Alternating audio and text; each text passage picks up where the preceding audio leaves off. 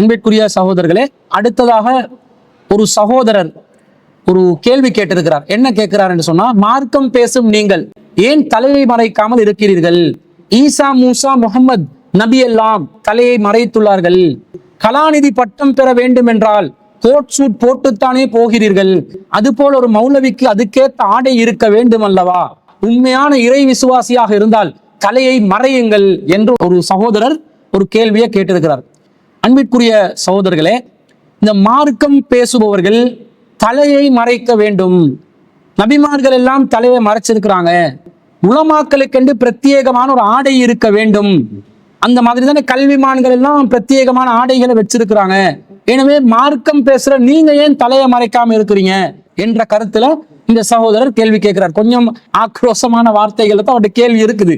அன்பிற்குரிய சகோதரர்களே, இந்த தலையை மறைக்கணும் என்று சொல்லி தொழுகும் போதோ அல்லது சாதாரண நிலையிலோ தொப்பியை அணிந்து கொண்டு தலையை மறைத்து கொள்ள வேண்டும், அல்லது தலைப்பாகை ஒன்று அணிந்து கொண்டு தலையை மறைத்து கொள்ள வேண்டும் என்று அல்லாஹும் அல்லாஹ்வுடைய ரசூலும் நமக்கு எந்த இடத்திலும் கட்டளையிடவில்லை. அப்படி கட்டளையிட்டு இருந்தார்கள் என்று சொன்னால், வழிகாட்டி இருந்தார்கள் என்று சொன்னால், இந்த கேள்வியை கேட்கக்கூடிய சகோதரரை விட மிக உறுதியாக அதை கடைபிடிக்கக்கூடியவர்களாக நாங்கள் இருப்போம். ஏன் என்று சொல்லுங்களே, நபிகள் நாயகம் ஸல்லல்லாஹு அலைஹி வஸல்லம் அவர்கள் தொழுகையில அத்தஹியாத்துல ஆட்காட்டி விரலை அசைத்து கொண்டு இருந்தார்கள் என்ற செய்தி வாயில் இப்னு உஜர் ரலியல்லாஹு அன்ஹு அவர்கள் அறிவிக்கக்கூடிய செய்தி 18115வது செய்தியாக பதிவு செய்யப்பட்டிருக்கிறத வெற்றி நாங்க இந்த சுன்னாவை நிலைநாட்டுவதற்காக வேண்டி பல தியாகங்களை செய்திருக்கிறோம். நபிகள் நாயகம் ஸல்லல்லாஹு அலைஹி வஸல்லம் அவர்கள் விரல் அசைத்திருக்கிறார்கள். அத்தையாத்துல விரலை நீட்ட சொல்லி ரசூலா சொல்லல. விரலை நீட்டி கடைசி வர காட்டிலும் வைத்துக் கொண்டிருங்கள் என்று ரசூலா சொல்லல.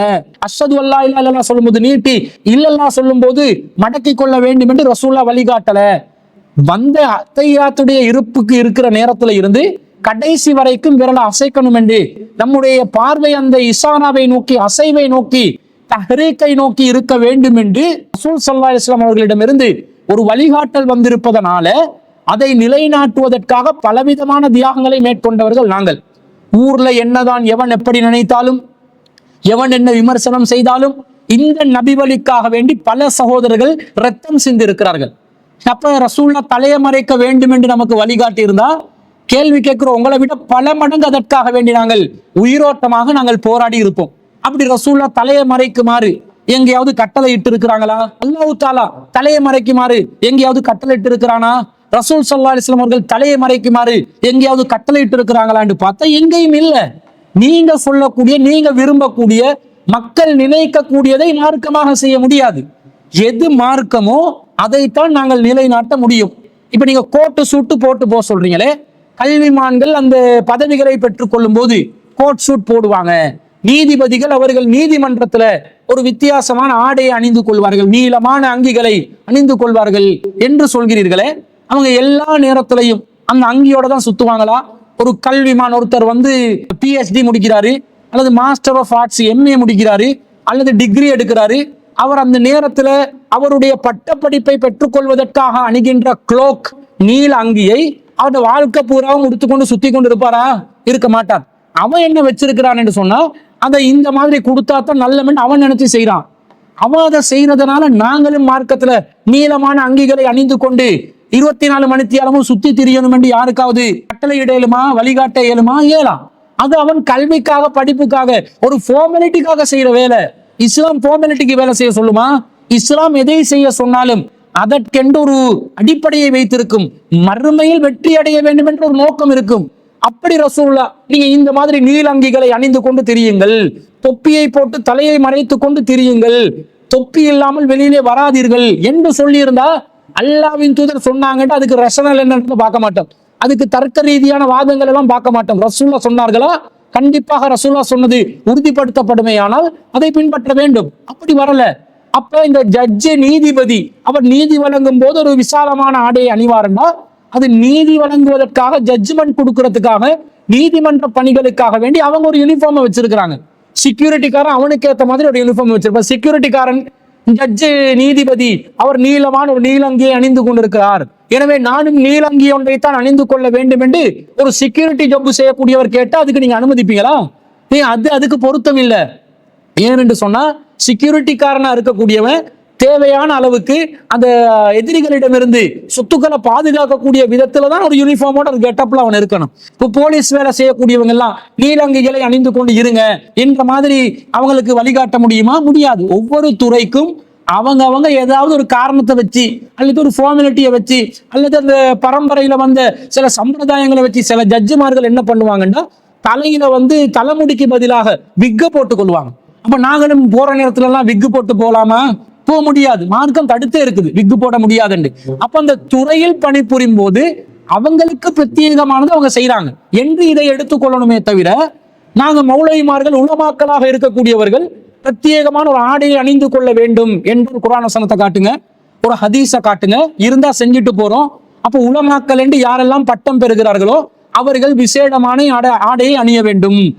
பட்டம் பெறாத சாதாரண மக்கள் விசேடமான ஆடை அணியக்கூடாது, நீலங்கிகளை அணியக்கூடாது என்று ஒரு முடிவுக்கு வரலாம். அப்படி இஸ்லாம் வழிகாட்டுச்சா? இல்ல.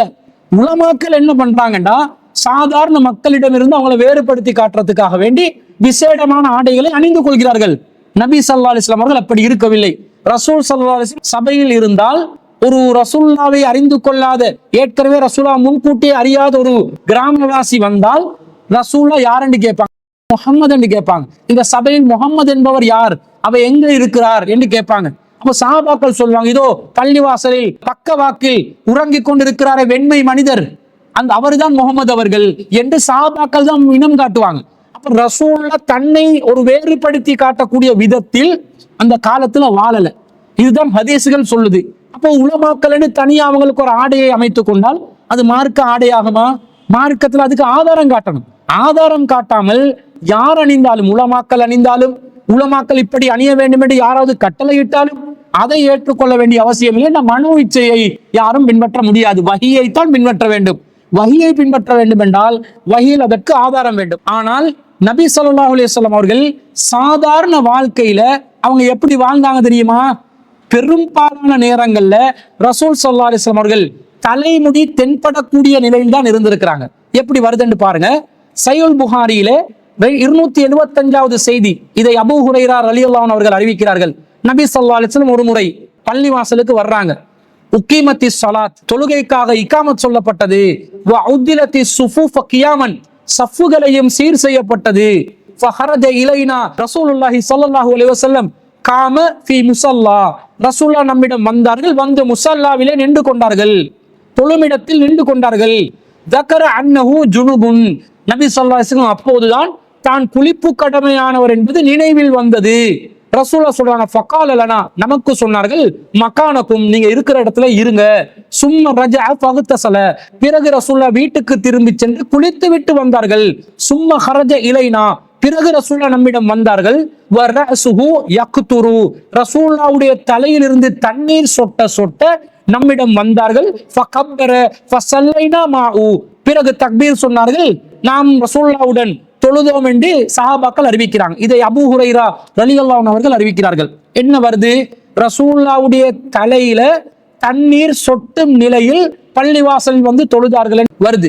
இப்போ தொப்பி போட்டு இருந்தா தண்ணீர் சொட்டக்கூடிய நிலையில் யாராவது தொப்பி போடுவாங்களா? தொப்பி போட்ட நிலையில் வந்தால் எப்படி ஹதீஸ் அறிவிச்சிருப்பாங்க?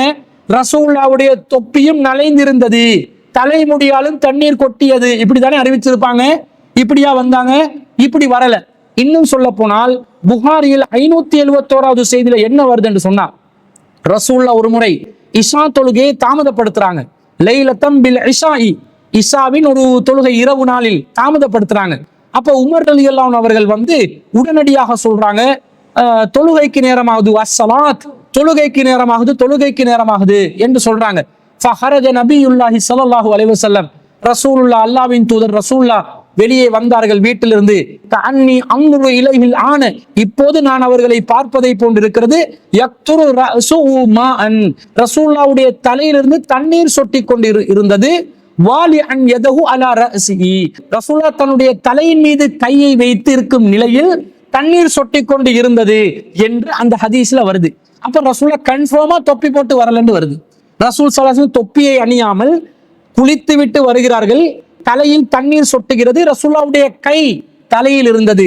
இந்த ஹதீஸை அறிவித்த அத்தா அவர்களிடமிருந்து சிலர் கேட்கிறார்கள், நீங்க இப்னு அப்பாஸ் ரலியல்லாஹு அன்ஹுவிடம் ரசூலுல்லாஹ்வுடைய கை எங்கே இருந்தது, எப்படி இருந்தது என்று கேட்டீர்களா? அப்போ அவர் சொல்கிறார்கள், ரசூலுல்லாஹ் தன்னுடைய விரல்களை தலையில் உச்சியிலே வைத்துக் கொண்டிருந்தார்கள். பிறகு ரசூலுல்லாஹ் தன்னுடைய முன்னெத்தியிலும் பின்னெட்டு பிடரி வரைக்கும் தன்னுடைய விரல்களை அங்கும் இங்குமாக விரித்த நிலையில் தடவினார்கள். இப்படியெல்லாம் சொல்கிறார்கள். அப்ப தொப்பி இருந்தா கீழே விழுந்திருக்குமா? இல்லையா? விழுந்திருக்கும். அப்ப என்ன விளங்குது? ரசூலுல்லாஹ் தலைமுடி தென்படக்கூடிய விதத்தில் தொழுகையை நடத்தி இருக்கிறாங்க. தலையை மறைக்காத நிலையில் எப்படி நீங்கள் உரை நிகழ்த்துவீர்கள், பயான் பண்ணுவீர்கள் என்று கேட்கிறாங்க. ரசூல் ஸல்லல்லாஹு அலைஹி வஸல்லம் தலையை மறைக்காத நிலையில் தொழுவித்திருக்கிறார்கள்.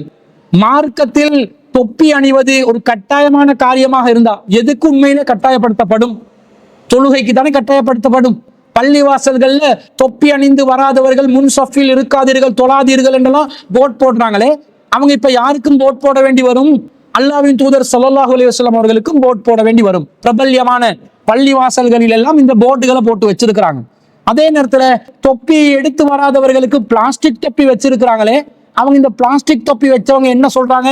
அல்லாஹ்வின் தூதரே தலையை மறைக்காம வந்திருக்கிறாங்க, ரசூலுக்கு நாங்க பிளாஸ்டிக் தொப்பி ஒன்று வச்சிருக்கலாம் என்று நினைக்கிற அளவுக்கு அதிக பிரசங்கித்தனமாக நடந்து கொள்கிறார்களா? இல்லையா? அப்ப தொப்பி என்பது தொழுகைக்கு அவசியமான ஒன்றாக இருந்தால் அல்லாஹ்வின் தூதர் கண்டிப்பாக அணிந்து வந்திருப்பார்கள். ரசூலுல்லாஹ் தொழுகைக்கே தலையை மறைக்கலன்னு வருது, நாங்க பயான் பண்ணும்போது தலையை மறைக்கணும், நீங்க எப்படி எதிர்பார்ப்பீங்க? நீங்க எதிர்பார்க்கிறது எல்லாம் மார்க்கமாகுமா? நீங்க எதிர்பார்க்கிற மாதிரி நடந்து கொள்ளணும் என்று கடமைப்படுவதற்கு நீங்கள் அல்லாஹ்வின் தூதரின் நிலையில் இருக்கிறீர்களா? ரசூல் ஸல்லல்லாஹு அலைஹி வஸல்லம் என்று சொன்னா கேட்கணும். யாரு மனிதர்கள், எந்த உலமாக்கள், யாரு பெரியவர்கள், எவர்கள் சொன்னாலும் அல்லாஹ்வின் தூதருடைய சொல்லுக்கு நிகரானதாக அந்த சொல்லை ஆக்க முடியாது. இன்னும் சொல்ல போனால் நபி ஸல்லல்லாஹு அலைஹி வஸல்லம் அவர்கள் தலை திறந்த நிலையில் பெரும்பாலும் இருந்திருக்கிறார்கள் என்பதற்கு ஏராளமான செய்திகள் வருது. நசாயில 5219வது செய்தியில வருது, ரஅய்துன் நபி ஸல்லல்லாஹு அலைஹி வஸல்லம், பரா என்பவர் அறிவிக்கிறார், நான் நபி ஸல்லல்லாஹு அலைஹி வஸல்லம் அவர்களை பார்த்தேன். வ அலைஹி ஹுல்லத்துன் அம்ராஹு, ரசூலுல்லாஹ்விடம் ஒரு சிவப்பு நிறை சால்வை ஒன்று இருந்தது. முத்தரஜ்ஜிலன், அதை நபி ஸல்லல்லாஹு அலைஹி வஸல்லம் அவர்கள் தலை வாரிய நிலையில் அழகாக தலைகளை வாரிக்கொண்டு அந்த சிவப்பு நிறை சால்வையை அணிந்து கொண்டு வந்தார்கள். லம் அரா கப்லஹு வலா பஅதஹு அஹதன் வ அஜ்மலு மின்ஹு, ரசூல் ஸல்லல்லாஹு அலைஹி வஸல்லம் அவர்களை விட இதற்கு முன்பும் பின்பும் எந்த ஒரு அழகான மனிதரையும் நான் பார்த்ததில்லை. அவ்வளவு அழகானவராக நபி ஸல்லல்லாஹு அலைஹி வஸல்லம் அவர்கள் இருந்தார்கள் என்ற செய்தி நசாயில 5219வது செய்தியா வருது. அப்ப ரசூலுல்லாஹ் தலைகளை வாரிக்கொண்டு வந்திருக்கிறார்கள் என்று வருது. தலையை மூடிக்கொண்டுதான் எந்த நேரமும் இருக்கணும் என்றீங்களே, மார்க்கத்தில் வழிகாட்டல் என்றீங்களே, இப்ப இவங்க யாருக்கு கட்டளையிடணும்? இந்த கட்டளையை ரசூலுக்கு கட்டளையிடணும். இந்த ரசூல் அப்படி நமக்கு வழிகாட்டல. ரசூல தலையை வாரி சாதாரண நிலையில மக்கள் மத்தியில் வந்து உரை நிகழ்த்தி இருக்கிறார்கள். ஒரு சிவப்பு நிற சால்வையை மேனியில் போட்டுக்கொண்டு வந்திருக்கிறார்கள். அவர் அந்த அழகை பார்த்துதான் ரசூலாவை வர்ணிச்சு பேசுறாங்க. அதுல மேலதிகமா அழகை வர்ணிக்கும் போது முத்தரஜ்ஜிலன், ரசூல் ஸல்லல்லாஹு அலைஹி வஸல்லம் அவர்கள் அழகாக தலையை வாரியவர்களாக இருந்தார்கள் என்ற செய்தியே வருது. அதே போல சஹீஹ் முஸ்லிம்ல 4666வது செய்தியில அனஸ் இப்னு மாலிக் ரலியல்லாஹு அன்ஹு அவர்களிடம் ஒரு கேள்வி கேட்கப்படுது. கைஃப கான ஸஅரு ரசூலில்லாஹி ஸல்லல்லாஹு அலைஹி வஸல்லம், ரசூலுல்லாஹ்வுடைய தலைமுடி எவ்வாறு இருந்தது என்று கேள்வி கேட்கப்படுகிறது. அதுக்கு அனஸ் சொல்றாங்க, கான ஸஅரன் ரஜிலன், ரசூல் ஸல்லல்லாஹு அலைஹி வஸல்லம் அவர்களுடைய தலைமுடி அலையழகானதாக இருந்தது. லைஸ பில் ஜஅதி, அது சுருள் முடியாக இருக்கவில்லை. வல சபதி, அது படிந்த முடியாகவும் இருக்கவில்லை. பைன உதுனைஹி வ ஆதிகிஹி, அது ரசூலுல்லாஹ்வுடைய இரண்டு காது மடல்களுக்கும் தோள்களுக்கும் இடையிலே தொங்கிக் கொண்டு இருந்தது என்று அனஸ் ரலியல்லாஹு அன்ஹு அறிவிக்கிறாங்க. ரசூலுல்லாஹ்வுடைய நிலை எப்படி? கைஃப கான ஸஅரு, ரசூலுல்லாஹ்வுடைய தலைமுடி எவ்வாறு தொடர்ச்சியாக இருந்தது? கான என்று சொன்னால் வளமை என்னது, வழக்கம் என்னது? ரசூலுல்லாஹ்வுடைய வழக்கமான நிலையில் தலைமுடி எவ்வாறு இருந்தது? அனஸ் ரலியல்லாஹு அன்ஹு என்ன சொல்லணும்? என்ன கேள்வி கேட்கிறீங்க? ரசூலுல்லாஹ் தலையை மூடிக்கொண்டுதான் இருந்தாங்க, என்ன தலைமுடியை பத்தி எப்படி கேள்வி கேட்கலாம் என்று சொன்னார்களா? அல்லது நபி ஸல்லல்லாஹு அலைஹி வஸல்லம் எப்போதும் தலையை மறைத்து கொண்டு இருப்பார்கள், சில வேளைகளை தலையை திறந்து இருப்பார்கள், அந்த நேரத்தில் தலைமுடி இவ்வாறு இருந்தது, அப்படித்தானே பதில் சொல்லியிருக்கணும். அனஸ் ரலியல்லாஹு அன்ஹு சொன்னாங்க, கான ஸஅரன், ரசூலுல்லாஹ்வுடைய தலைமுடி எவ்வாறு தொடர்ச்சியாக வழக்கமாக இருந்தது என்று சொன்னால் லைஸ பில் ஜஅதி, அது சுருள் முடியாக இருக்கவில்லை. வல சபதி, படிந்த முடியாகவும் இருக்கவில்லை. காதின் அந்த மடல்களுக்கும் தோள்களுக்கு மத்தியிலே தொங்கி, இதுதான் வழக்கம். ரசூலுல்லாஹ் தலையில் திறந்த நிலையில் இருப்பதுதான் வழக்கமாக இருந்தது. சஹீஹ் முஸ்லிம்ல வரக்கூடிய செய்தி, உலமாக்கள் இந்த செய்திகளை மக்கள் மத்தியிலே பகிரங்கமாக பிரச்சாரம் செய்யாமல், எது தங்களுடைய அந்த மேலதிகமாக உலமாக்கள் ஏற்படுத்தி கொண்ட பிரத்யேக ஆடைக்கு முட்டு கொடுக்கக்கூடிய விதத்துல இந்த செய்திகளை மக்களை எட்ட விடாமக்குறாங்க. அதான் பிரச்சனை. அதான் நாங்க வெளிப்படையாக அல்லாஹ்வின் தூதர் செய்ததை போன்று செய்கின்ற நேரத்தில் இது ஒரு வித்தியாசமாக விமர்சனத்துக்குரியதாக விளங்குகிறது. அல்லாஹ்வின் தூதருடைய தலைமுடி திறந்த நிலையில் தான் வழக்கமாக இருந்திருக்கிறது என்பதற்கு இது ஒரு ஆதாரமாக இருக்கிறது. அது மாத்திரம் அல்லாமல் சஹீஹ் முஸ்லிம்ல 4680வது செய்தியில சிமாக் இப்னு ஹர்ப் என்று சொல்லக்கூடிய ஒருவர் அறிவிக்கிறார், ஜாபிர் இப்னு சமரா ரலியல்லாஹு அன்ஹு அவர்களிடம் அவர் கேட்கிறார், சுயில அன் ஷைபின் நபி ஸல்லல்லாஹு அலைஹி வஸல்லம், ரசூலுல்லாஹ்வுடைய நரைமுடி பற்றி ஜாபிர் இப்னு சமரா ரலியல்லாஹு அன்ஹு அவர்களிடம் கேட்கப்படுகிறது. அப்ப சொல்றாங்க, கான இதா தஹன ரஸு லம் யுரா மின்ஹு, ரசூலுல்லாஹ் தலைமுடிக்கு எண்ணெய் தேய்த்திருந்தால் நரைமுடி விளங்காது. வ இதா லம் யதுஹுனு ருய மின்ஹு, ரசூலுல்லாஹ் தலைக்கு எண்ணெய் தேய்க்காத நிலையில் இருந்தால் அந்த தலைமுடி நரைத்த முடி நமக்கு விளங்கும் என்று சொல்கிறார்கள். அப்ப என்ன இந்த ஹதீஸ் சொல்லுது? ரசூலுல்லாஹ்வுடைய வளமையான நிலை என்னன்றது இதுவும் காட்டுது. ரசூலுல்லாஹ்வுடைய நரைத்த முடி சம்பந்தமா கேட்கிறாங்க. இப்ப அப்ப நரைத்த முடி சம்பந்தமா கேட்டா என்ன சொல்றாங்க? எண்ணெய் தேய்ச்சிருந்தா நரைச்ச முடி விளங்காது, எண்ணெய் தேய்க்காம இருந்தா விளங்கும். என்ன அர்த்தம்? ரசூலுல்லாஹ் எப்பையும் தலைமுடி விளங்குற நிலையில தான் இருந்திருக்கிறாங்க. அதான் காணன்றாங்க. காண இதா தான, ரசூலுல்லாஹ் எப்போதும் தலைக்கு எண்ணெய் தேய்த்து கொண்டிருப்பார்கள். ரஹ்சஹு, அந்த நேரத்தில் ரசூலுல்லாஹ்வுடைய நரமுடி விளங்காது. வைதா லம் யதுஹுனு, ஒரு சில வேளை எண்ணெய் தேய்க்காமல் இருந்தால் ருய மின்ஹு, நரைமுடி வெளியில் தெரியும் என்று சொல்கிறார்கள். அப்ப வளமை எது? ரசூலுல்லாஹ் தலைமுடி தென்படும் விதத்தில் இருந்திருப்பதுதான் வளமையாக இருந்திருக்கிறது.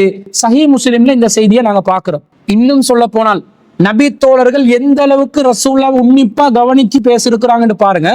நபி ஸல்லல்லாஹு அலைஹி வஸல்லம் அவர்களுடைய தலைமுடி நரைத்த முடி சம்பந்தமாக அபூ ஹுரைரா ரலியல்லாஹு அன்ஹு அவர்கள் அறிவிக்கக்கூடிய செய்தி புகாரியிலே 3548வது செய்தியா வருது. அதுல சொல்றாங்க, ஃபதவஃபா உல்லாஹு, அல்லாஹ் ரசூலுல்லாஹ்வை வஃபாத்தாக்கினான். வலைஸ ஃபீ ரஹ்ஸிஹி வ லிஹியதிஹி, ரசூலுல்லாஹ்வுடைய தலையிலும் தாடியிலும் இஸ்ரூன ஸஅரத்தன் பைலா, 20க்கு மேலே நரைமுடிகள் இல்லாத நிலையில்தான் அல்லாஹ் தஆலா நபி ஸல்லல்லாஹு அலைஹி வஸல்லம் அவர்களை வஃபாத்தாக்கினான் என்று இந்த செய்தி வருகிறது. அப்படி என்ன அர்த்தம்? எல்லா நிலையிலும் ரசூலுல்லாஹ்வுடைய தலைமுடி எந்த மாதிரி இருந்துச்சுன்னு கவனிச்சு கொண்டே இருந்திருக்கிறாங்க.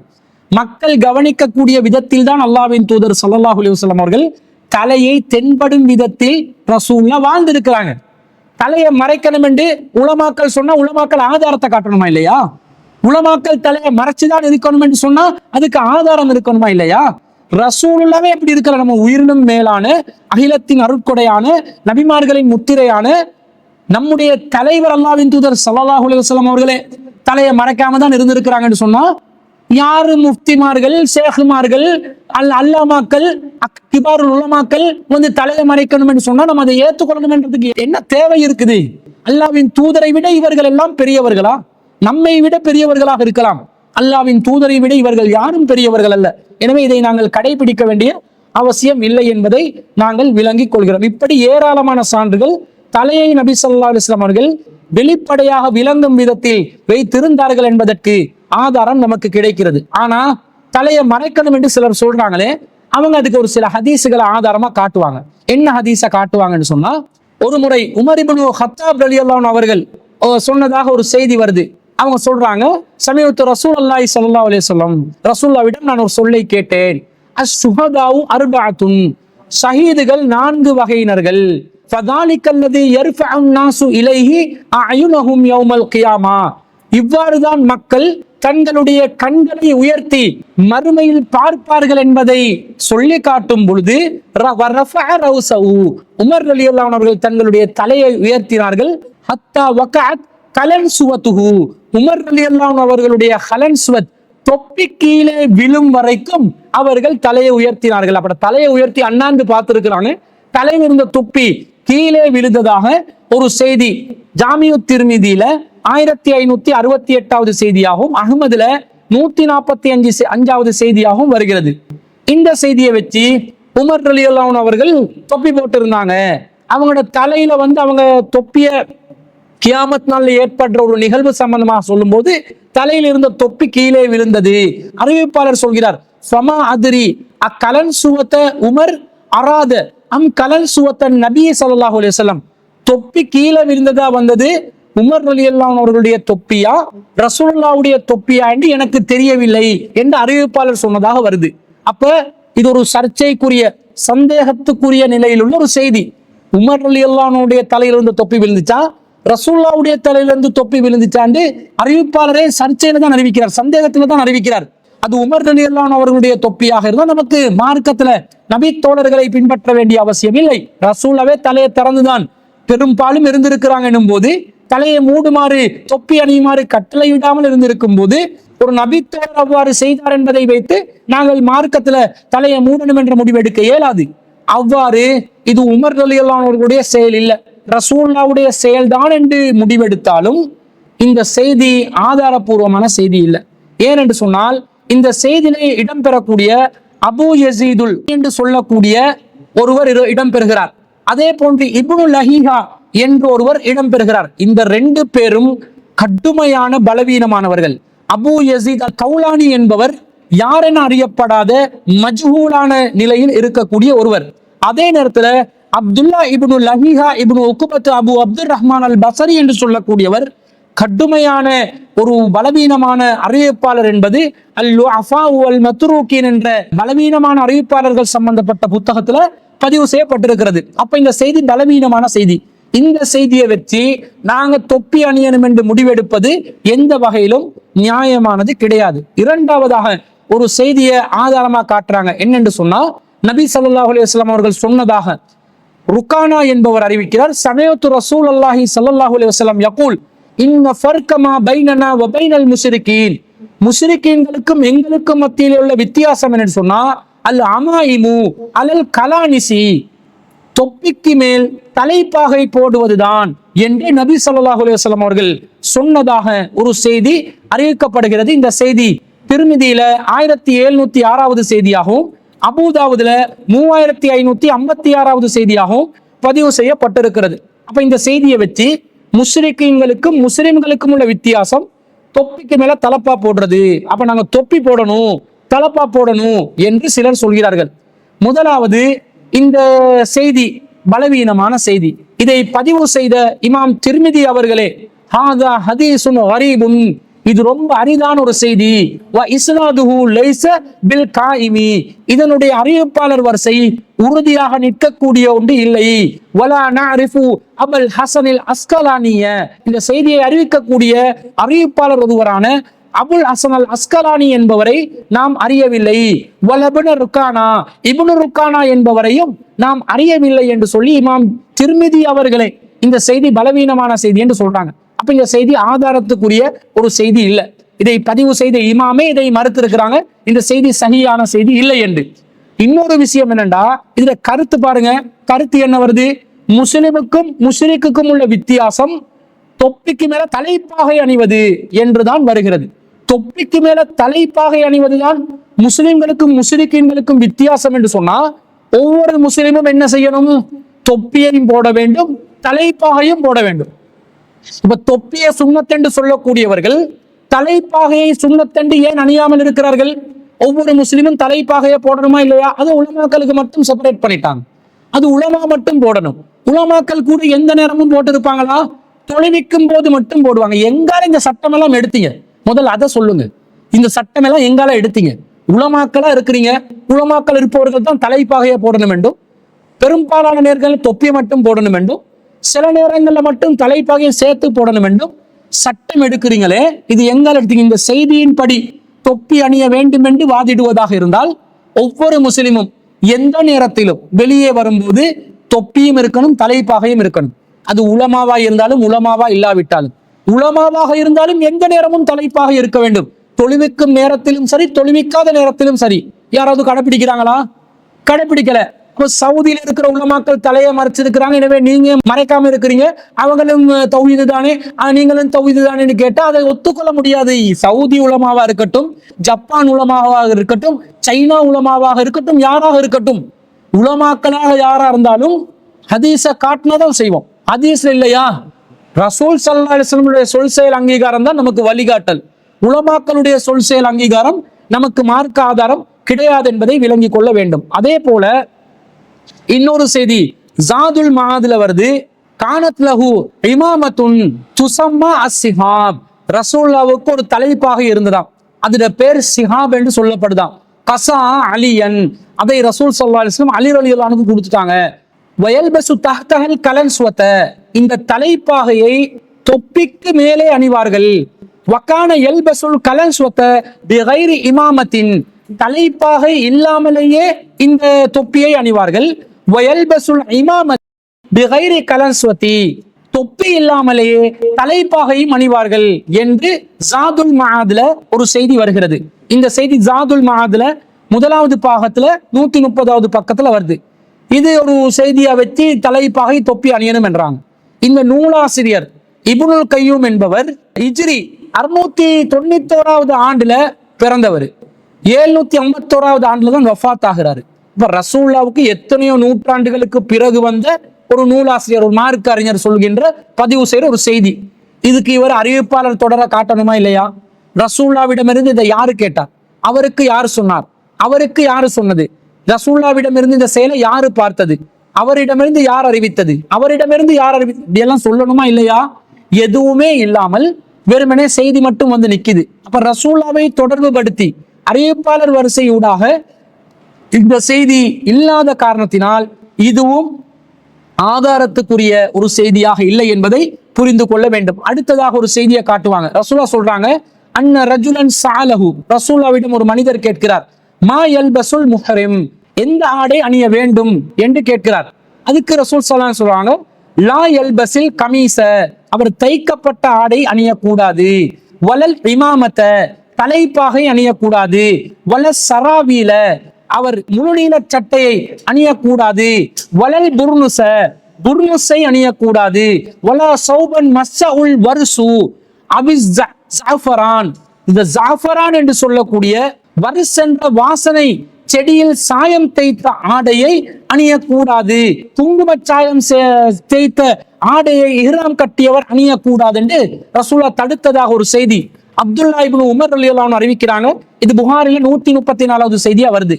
இந்த செய்தி ஆதாரமா காட்டி இஹ்ராம் கட்டியவர் தலைப்பாகை அணியக்கூடாது, துர்னுஸ் என்று சொல்லக்கூடிய தொப்பியை அணியக்கூடாது என்று நபி ஸல்லல்லாஹு அலைஹி வஸல்லம் தடுத்திருப்பதனால ஏனைய நாட்கள்ல எஹ்ராம் அணியாத நிலையில், எஹ்ராம் இல்லாத நிலையில் ஒருவர் தொப்பி அணிய வேண்டும், அது சுன்னத்து தான் என்று வாதிடுகிறார்கள். இந்த வாதமும் தவறானது. காரணம், இந்த புர்னுஸ் என்று சொல்லக்கூடியது இவர்கள் சொல்லக்கூடிய விதத்தில் ஒரு சாதாரண தொப்பி கிடையாது. புர்னுஸ் என்பது என்னன்னு சொன்னா, அது லிசானுல் அரபுல வருகிறது. அல் புர்னுசு குல்லு சௌபின் ரஅஸுஹு மின்ஹு முல்தஸிகுன் பிஹி. புர்னுஸ் என்பது அது ஒரு ஆடை, அந்த ஆடையில தலையை மறைக்கக்கூடிய விதத்தில் இருக்கிறது, அது ஒரு நீளமான ஒரு ஆடையாக இருக்கிறது என்று லிசானுல் அரபுல வருகிறது. அதே போன்று அல் புர்னுசு கலன் சுவத்து தவீலத்துன், புர்னுஸ் என்பது நீளமான தொப்பி. வகானன் நுசாகு யல்பசூனஹா ஃபீ ஸத்ரில் இஸ்லாம், இஸ்லாத்தில் ஆரம்ப கால மக்கள் ஹஜ் காலத்தில் அதை அணியக்கூடியவர்களாக இருந்தார்கள். அப்ப புர்னுஸ் என்று சொன்னா நீலங்கியோடு சேர்த்து ஜாயிண்ட் ஆகி தலையை மறைக்கிற ஒரு தொப்பி. அந்த தொப்பியை கூட ரசூலுல்லாஹ் என்ன சொல்றாங்க, நீங்க இஹ்ராம் அணிந்த நிலையில் அணிந்து வராதீர்கள் என்று நபி ஸல்லல்லாஹு அலைஹி வஸல்லம் சொல்றாங்க. அது நீளமான ஒரு தொப்பி. இப்ப நீளமான தொப்பியாகத்தான் இன்று நடைமுறையில நீங்க எல்லாம் தொப்பி போடுறீங்களா? அப்படிப்பட்ட ஒரு தொப்பி இல்லை. ஜாயிண்டான உங்களுடைய ஜுப்பாவுடன் சேர்த்து இணைந்த ஒரு தொப்பியா நீங்கள் போடுகிறீர்கள். அப்படி போட்டால் தான் இது புர்னுஸ் என்று வரும். அந்த புர்னுஸை இந்த தொப்பிக்கு ஆதாரமாக இந்த செய்தியை காட்டக்கூடிய யாரும் அணிவது கிடையாது. எனவே இது நபிகள் நாயகம் ஸல்லல்லாஹு அலைஹி வஸல்லம் அவர்கள் சாதாரண நிலையில தொப்பி போட்டுக்கொண்டு இருக்கலாம் என்பதை அனுமதித்து ஒரு ஆதாரம் இல்லை. ஹஜ் செய்த காலத்துல வரக்கூடியவங்க பிரத்யேகமாக அணிந்த ஒரு ஆடையாகத்தான் இந்த புர்னுஸ் இருக்கிறது என்பது லிசானுல் அரபுல 6ஆம் பாகத்துல 26வது பக்கத்துல நாங்க பாக்குறோம். அதே போன்று இந்த புர்னுஸ் என்றது எந்த அளவுக்கு ஒரு கனமான ஆடை என்று சொன்னா, உமர் ரலியல்லாஹு அன்ஹு அவர்களை கொலை செய்த அல் ஃபைரோஸ் என்று சொல்லக்கூடியவன் இந்த உமர் ரலியல்லாஹு அன்ஹு கொலை செஞ்சுட்டு ஓடி 4 திசையிலும் வரக்கூடியவர்கள் எல்லாத்தையும் தாக்கி கொண்டு செல்லும் போது அவனை முடக்கினத்துக்காக என்ன செஞ்சாங்கன்னு சொன்னா, ஃபலம்மா ரஅ தாலிக ரஜுலுன் மினல் முஸ்லிமீன், முஸ்லிம்கள் ஒருத்தர் அவரை கண்டு கரஹ அலைஹி புர்னுசன், தனது புர்னுஸை எடுத்து எரிந்து அவருக்கு தாக்கினார்.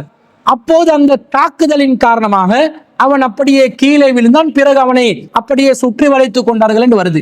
அவன் புர்னுஸால் ஒருத்தருக்கு அடிச்சென்று சொன்னா அவன் கீழே விழுற அளவுக்கு அது ஒரு கனமான ஒரு பொருளாக இருக்கிறது.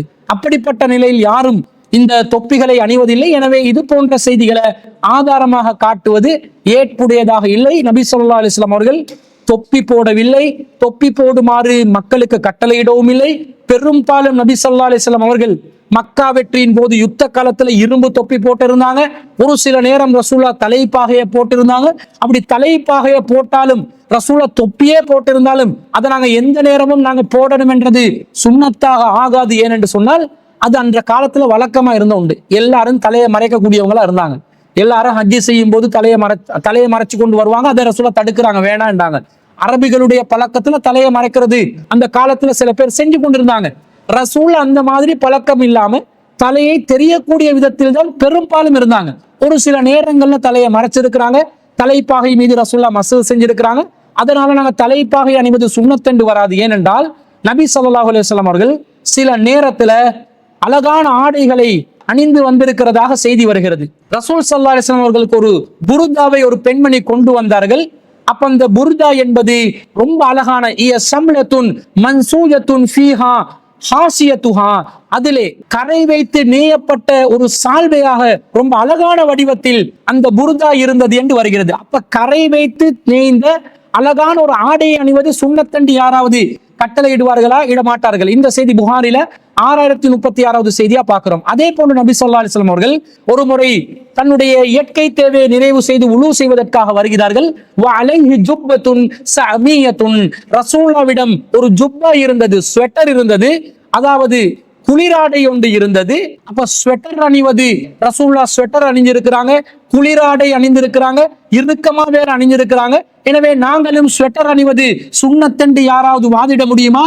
வாதிட முடியாது. அது தேவைக்காக ஒருவர் செய்வது. இது புகாரில 363வது செய்தி. அது தேவைக்காக ஒருவர் செய்வது, தேவைக்காக ஒருவர் செய்வது மார்க்கத்துல ஒரு வழிகாட்டலா வரணும் என்று சொன்னா ரசூலுல்லாஹ் கண்டிப்பாக அதை கட்டளையின் ஊடாக வழிகாட்டி இருப்பார்கள். அப்படி தொப்பிக்காக எந்த கட்டளையும் பிறப்பிக்கப்படாததுனால தொப்பி அணிவது சுன்னத்து கிடையாது.